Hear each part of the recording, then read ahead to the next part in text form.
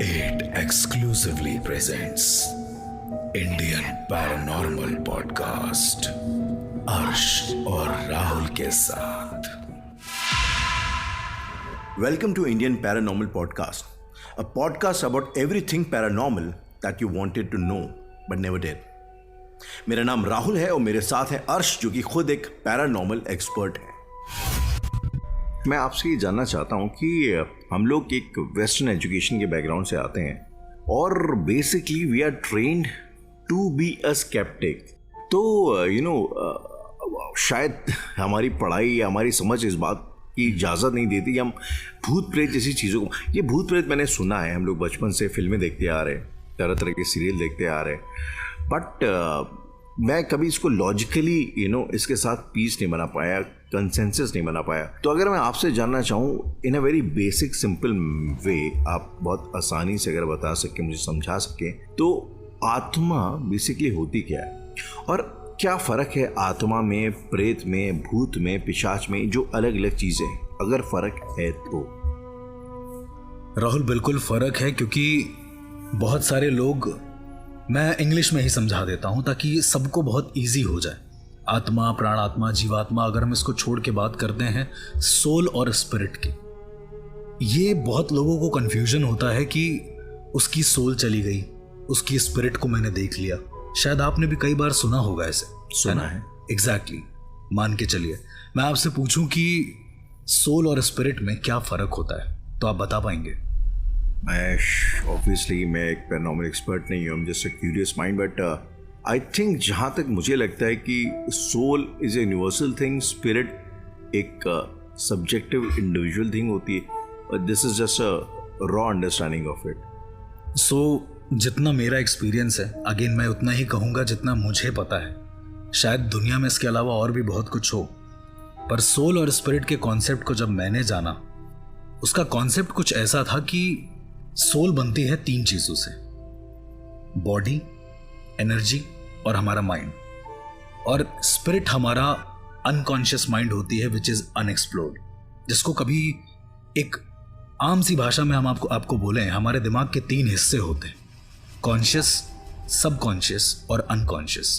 तो हमारा जो कॉन्शियस और सबकॉन्शियस माइंड है वो हमारी सोल है, जिसको हम एक्सप्लोर कर पाए हैं।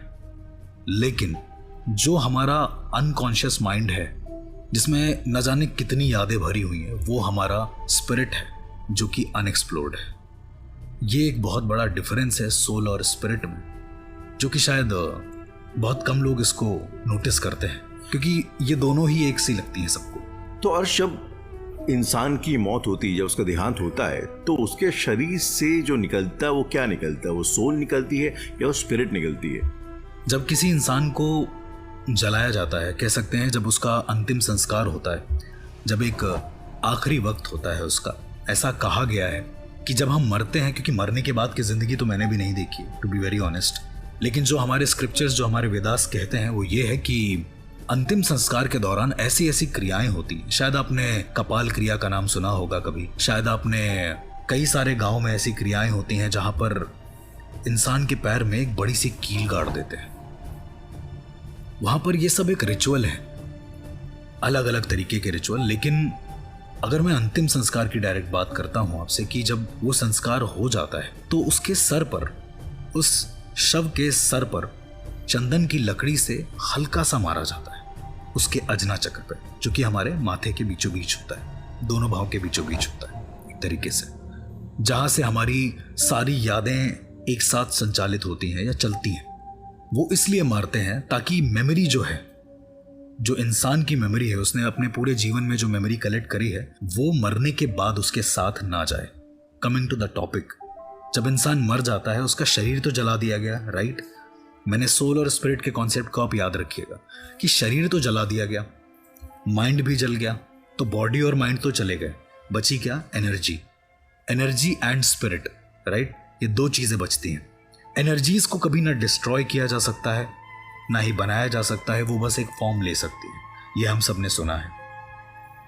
यही एनर्जीज जब प्रबल इच्छाओं के साथ ख़त्म होती है, किसी इंसान की याद, जो अगर उसने कुछ सोच रखा है मन में और कोई एक प्रबल याद है उसके पास, और उस याद के जरिए ही वो मर गया, तो उसकी जो ऊर्जा है वो कोशिश करेगी एक फॉर्म लेने का, क्योंकि वो बहुत ज्यादा रेस्टलेस होगी, उसका शरीर नहीं है, उस ऊर्जा को जगह चाहिए। वो कोशिश करेगी कि वो उसी इंसान की फॉर्म ले ले, जिसको हम कहते हैं हमने भूत देख लिया।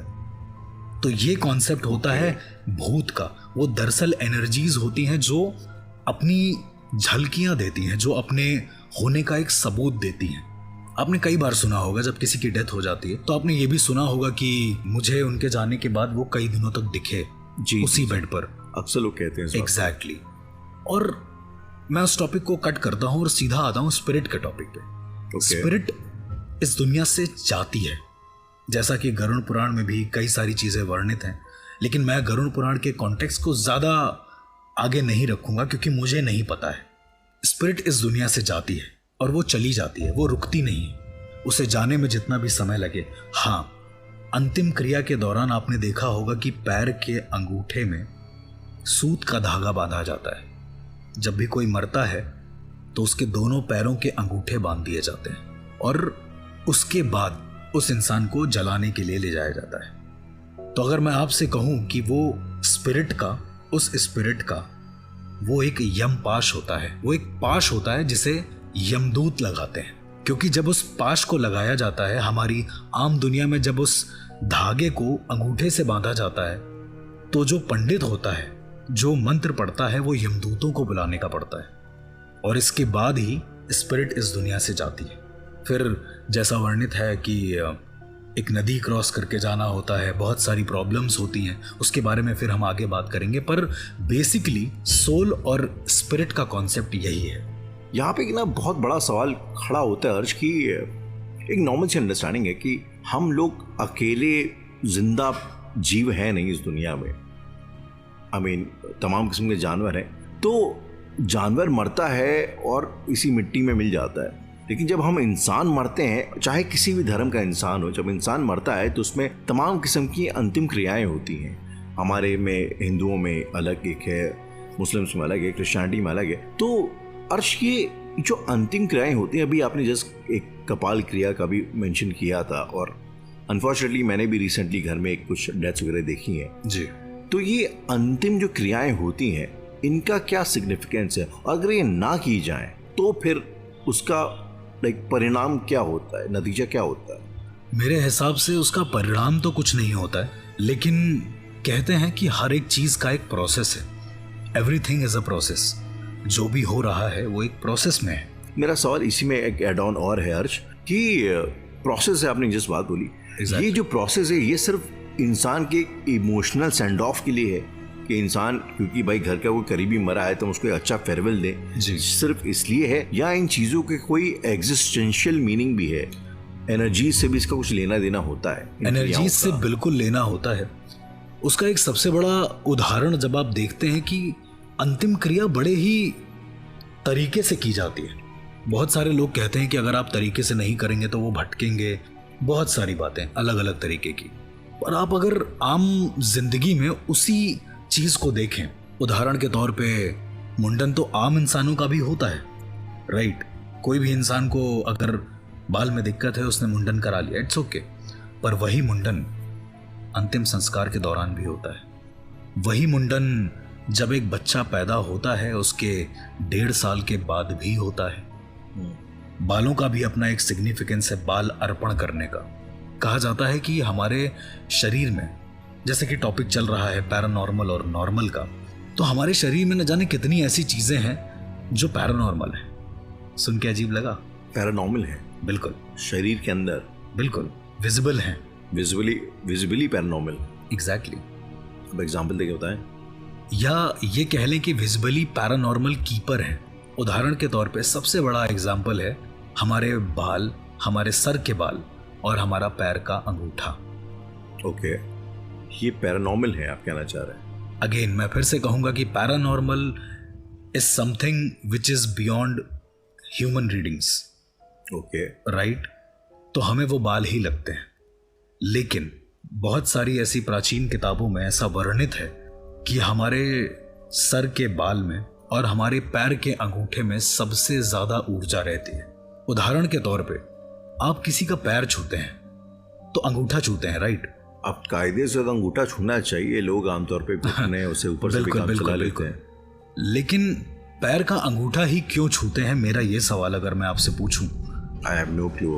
उसी पर एक और सवाल आता है कि पैर का अंगूठा छूने पर जो सामने वाला इंसान होता है वो आपके सर पर हाथ रखकर आशीर्वाद क्यों देता है? वो आपके कान पर हाथ रखकर भी तो आशीर्वाद दे सकता है। Fair enough. तो क्या आप जवाब देना चाहेंगे as a normal person? I don't know Arsh, मुझे लगता है कि सर पे हाथ रखना क्रॉस कल्चर्स डिफाइन करता है, आई मीन सिग्निफाई करता है कि I care for someone. That's what I am saying कि जवाब है पर उतना सेटिस्फैक्टरी नहीं है। उतना सेटिस्फैक्टरी नहीं है। एग्जैक्टली, कल्चरल ज्यादा है, रियलिस्टिक है कि नहीं मुझे नहीं पता। And that's why it's paranormal. And sir पर हाथ इसलिए रखते हैं ताकि आपकी जो ऊर्जा है, ओके। आपने बहुत सारे भगवानों की तस्वीरें देखी होंगी जिनके हाथ सीधे हैं, फेस की तरफ होते हैं, जो इंसान मूर्ति को देखता है ताकि उस मूर्ति की पॉजिटिव एनर्जी सामने वाले में जा सके। सेम हैपेंस जब आप किसी का पैर छूते हैं तो वो इंसान अपना हाथ रखता है आपके सर पे और वो अपनी पॉजिटिव एनर्जी आपके सर पे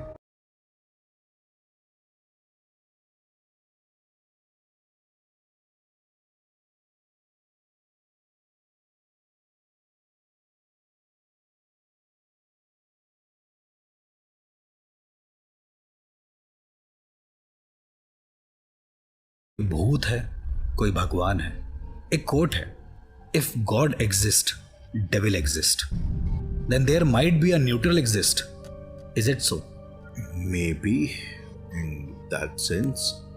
एक सवाल मैं आपसे पूछना चाहता हूँ कि आपने एक बात बोली ना कि आपकी प्रबल इच्छाएं अगर होती हैं किसी इंसान की मरते वक्त, तो चांसेस आर कि उसकी आत्मा सेटिस्फाइड नहीं रहती, वो शायद एक शून्य पे विलीन नहीं हो पाती। तो ऐसा how is it possible? I mean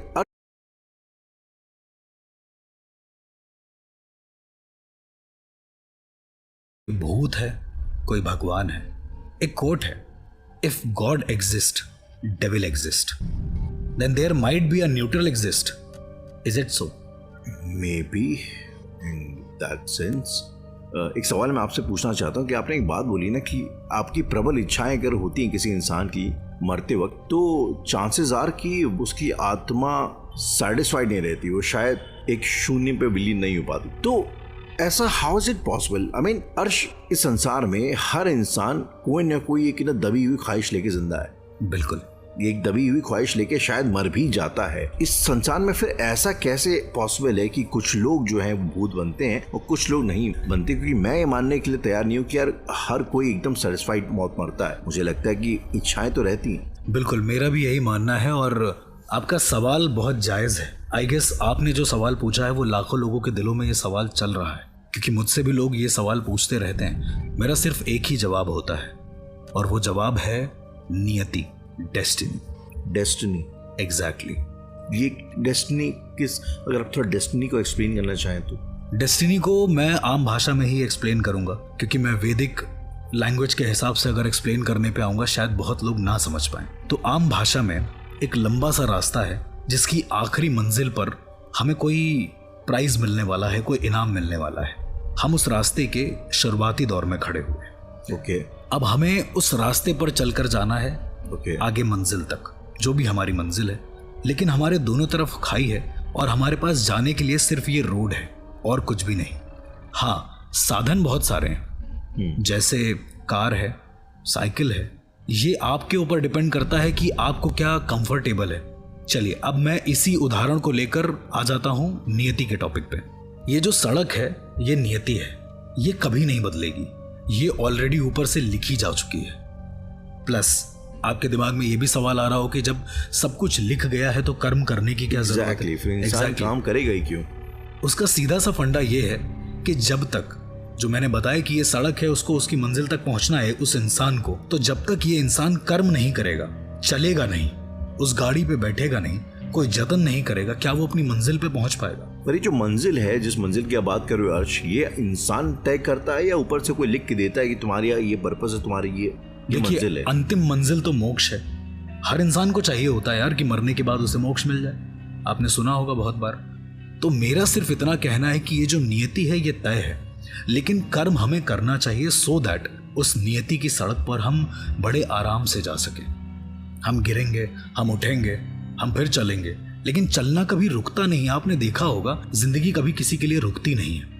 ऊर्जाओं का भी कुछ ऐसा ही सिनेरियो है, और यही डिफरेंस है पैरानॉर्मल और नॉर्मल में। लेकिन आत्मा का किसी शरीर में आना और झाड़ फूक करके निकाला जाना, I mean exorcism, is that real? क्या ये सच है? इन सभी सवालों का जवाब जानने के लिए सुनते रहिए इंडियन पैरानॉर्मल पॉडकास्ट।